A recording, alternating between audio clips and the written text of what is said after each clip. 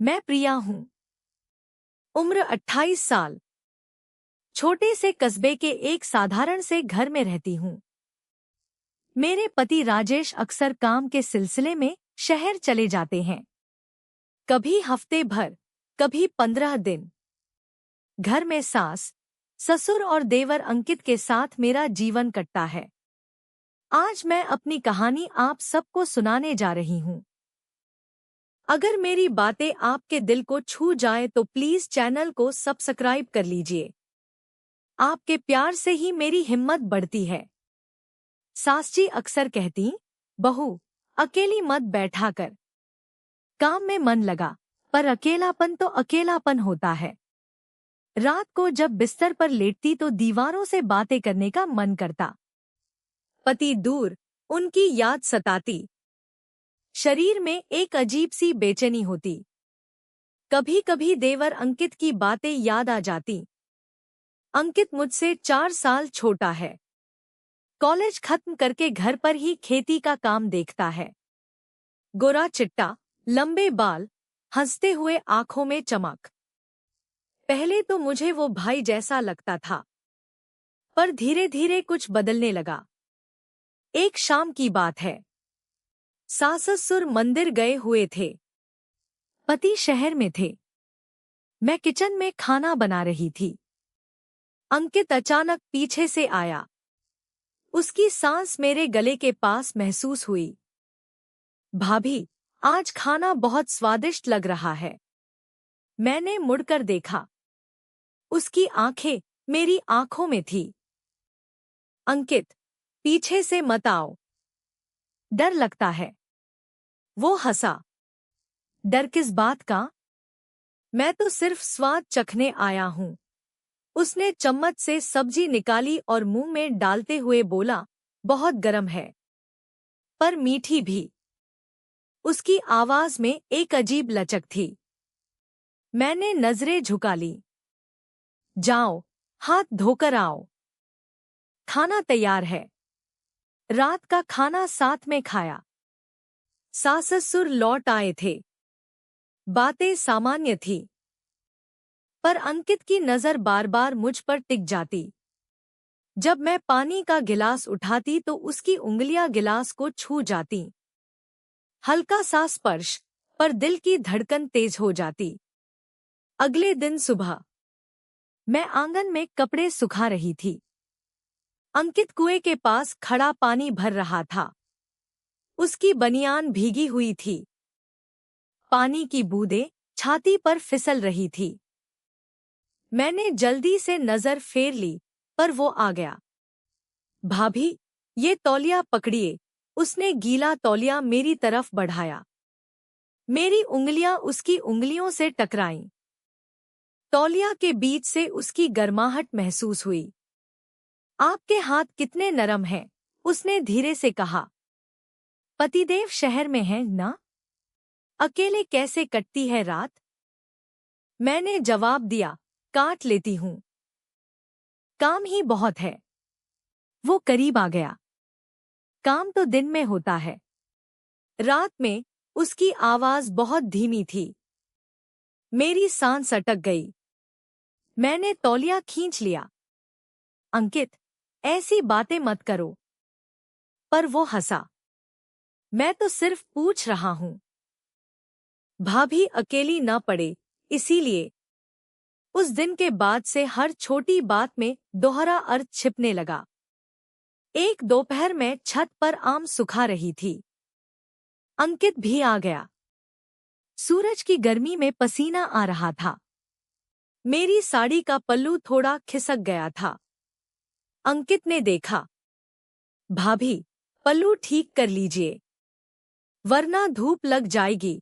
उसने हाथ बढ़ाया और पल्लू को संभाला। उसकी उंगलियां मेरे कंधे पर रुक गईं।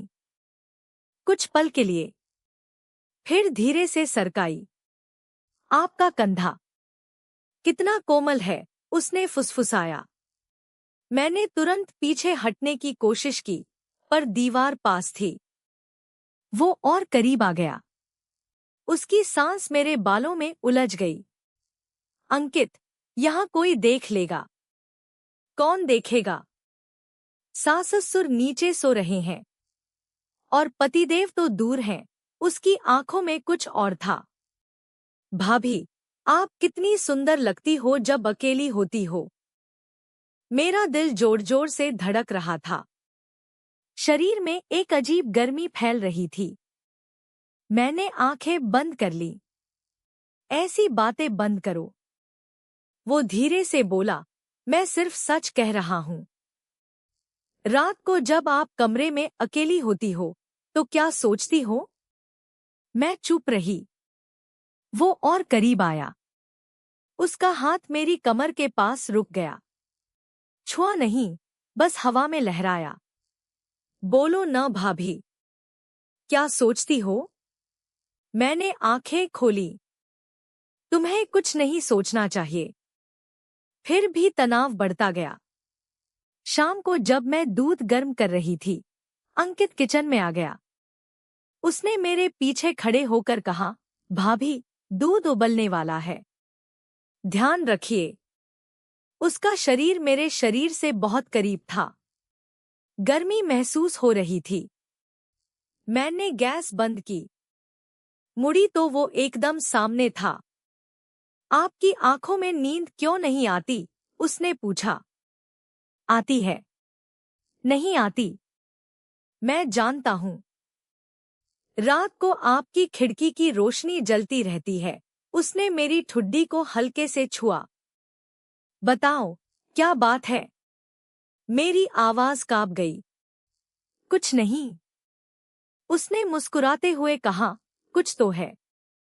वरना आपकी सांस इतनी तेज क्यों है? उस रात मैं सो नहीं पाई। सुबह जल्दी उठी और आंगन में झाड़ू लगाने लगी। अंकित भी आ गया। उसने मेरी झाड़ू पकड़ ली।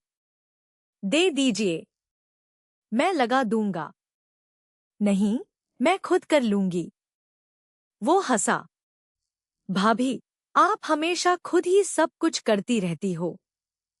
कभी दूसरों पर भी भरोसा कर लिया करो। उसने झाड़ू ले ली और मेरे हाथ को अपने हाथ में दबा लिया। देखो, आपका हाथ कितना थका हुआ है।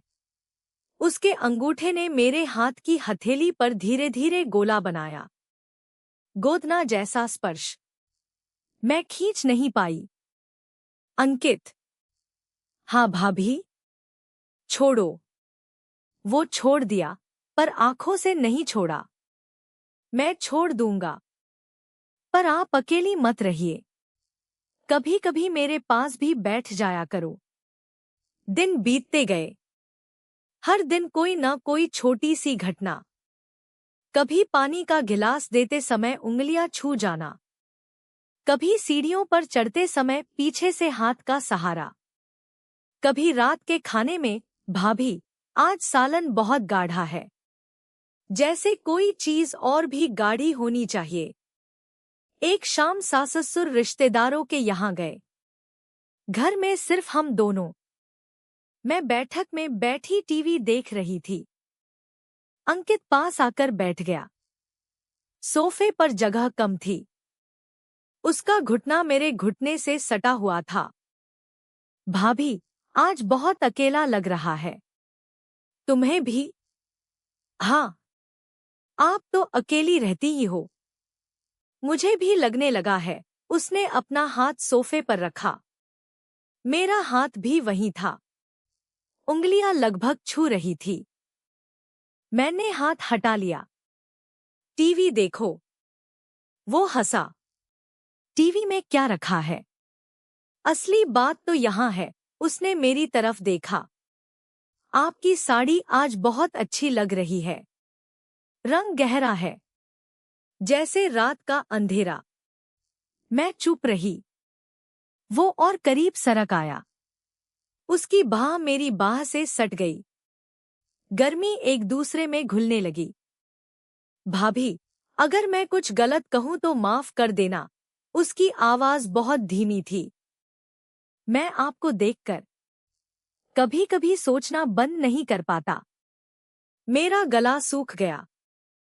क्या सोचते हो? वो जो सोचना नहीं चाहिए। उसने मेरी आंखों में देखा। पर दिल नहीं मानता। उसकी उंगलियां धीरे से मेरे हाथ पर आ गईं। दबाया नहीं, बस रखी। मैंने हटाया नहीं। कुछ पल के लिए दोनों चुप रहे। सिर्फ सांसें चल रही थी। फिर उसने कहा, आपका पति शहर में है, आप यहाँ अकेली। मैं भी अकेला। क्या गलत है अगर हम थोड़ी सी बातें करें? बातें तो होती रहती हैं। बातें नहीं, वो बातें जो दिल के अंदर दबी होती हैं। मैं खड़ी हो गई। अंकित, बहुत हो गया, जाकर सो जाओ। वो भी खड़ा हो गया, मेरे बहुत करीब। मैं सो नहीं पाऊंगा और आप भी नहीं सो पाओगी, मैं जानता हूं। उस रात मैंने दरवाजा बंद कर लिया, पर मन में शोर मच रहा था, शरीर में बेचैनी। सुबह जब उठी तो अंकित आंगन में बैठा चाय बना रहा था। भाभी, चाय पी लो। रात भर जागने के बाद मैंने प्याला लिया। उसकी उंगलियां फिर छू गई। कैसे पता? आपकी आंखों के नीचे काले घेरे हैं और आपकी सांस अभी भी तेज है। मैंने मुंह फेर लिया। चुप रहो। फिर एक दिन बारिश आ गई। कस्बे की बारिश तेज होती है। बिजली चली गई। घर में अंधेरा। सास ससुर पहले ही गांव गए हुए थे। पति का फोन भी नहीं लग रहा था। मैं मोमबत्ती जलाकर बैठक में बैठी थी। अंकित भी आया। भाभी, डर तो नहीं लग रहा? नहीं। वो पास बैठ गया। मोमबत्ती की रोशनी में उसकी शक्ल और साफ दिख रही थी। पानी से भीगे बाल माथे पर चिपक रहे थे। बनियान गीली थी। आपकी साड़ी भी भीग गई है, उसने कहा। मैंने देखा। हाँ, बारिश में आने से किनारा गीला हो गया था। उसने अपना तौलिया बढ़ाया। पोंछ लीजिए। मैंने लिया। पोंछते पोंछते उसकी नजरें मेरे ऊपर थी। भाभी, आप कितनी कमजोर लग रही हो आज। मैं कमजोर नहीं हूं। हो, अकेलापन कमजोर बना देता है। उसने मेरा हाथ पकड़ लिया, इस बार मजबूती से। मैं यहाँ हूं। आप अकेली नहीं हैं। मेरी आंखों में पानी आ गया। मैं नहीं जानती थी कि वो आंसू अकेलेपन के थे या किसी और चीज के। अंकित ने धीरे से मेरा चेहरा अपने हाथों में ले लिया। मत रो। उसके अंगूठे ने मेरे गाल से आंसू पोंछा। फिर ठहरा। हमारी सांसें मिल रही थी। मोमबत्ती की लौ कांप रही थी। अंकित, मेरी आवाज टूट गई। हाँ, ये गलत है। क्या गलत है? एक भाभी का अपने देवर से सहारा लेना। उसने मुझे और करीब खींच लिया। शरीर सट गया। गर्मी, नमी, सांसें, सब एक हो गए। मैंने सिर हिलाया। नहीं, ये उससे ज्यादा है। वो चुप रहा। फिर बोला, हाँ, ज्यादा है। मैं जानता हूं। उसकी आवाज में एक अजीब सी गंभीरता आ गई। भाभी, मैं आपको बहुत दिनों से देख रहा हूं। आपकी अकेलापन, आपकी बेचैनी। मैं चाहता था कि आप किसी गलत रास्ते पर न चली जाए। मैंने उसकी आंखों में देखा। क्या मतलब? उसने मुझे धीरे से अलग किया, पर हाथ नहीं छोड़ा। कस्बे में बहुत लोग हैं जो अकेली बहू को देखकर गलत मतलब निकालते हैं।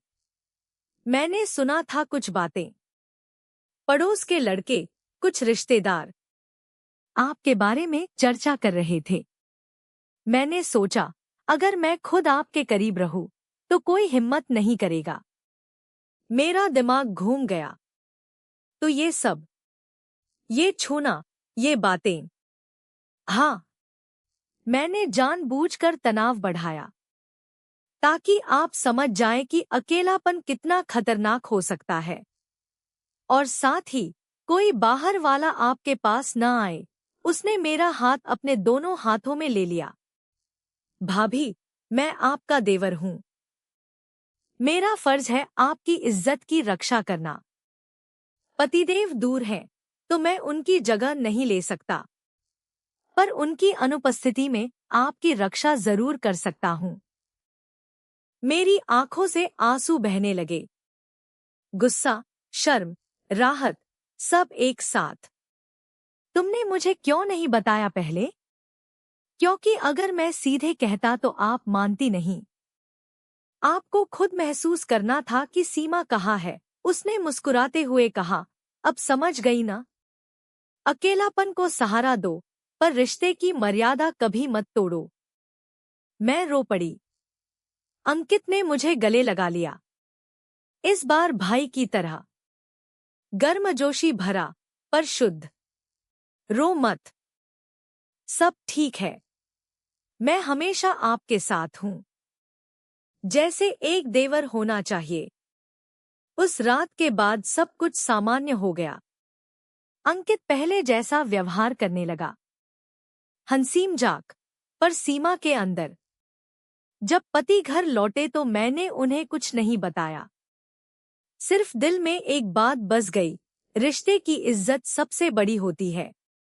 अकेलापन चाहे जितना सताए, गलत कदम कभी नहीं उठाना चाहिए। आज भी जब कभी रात अकेली कटती है तो अंकित की वो बात याद आ जाती है।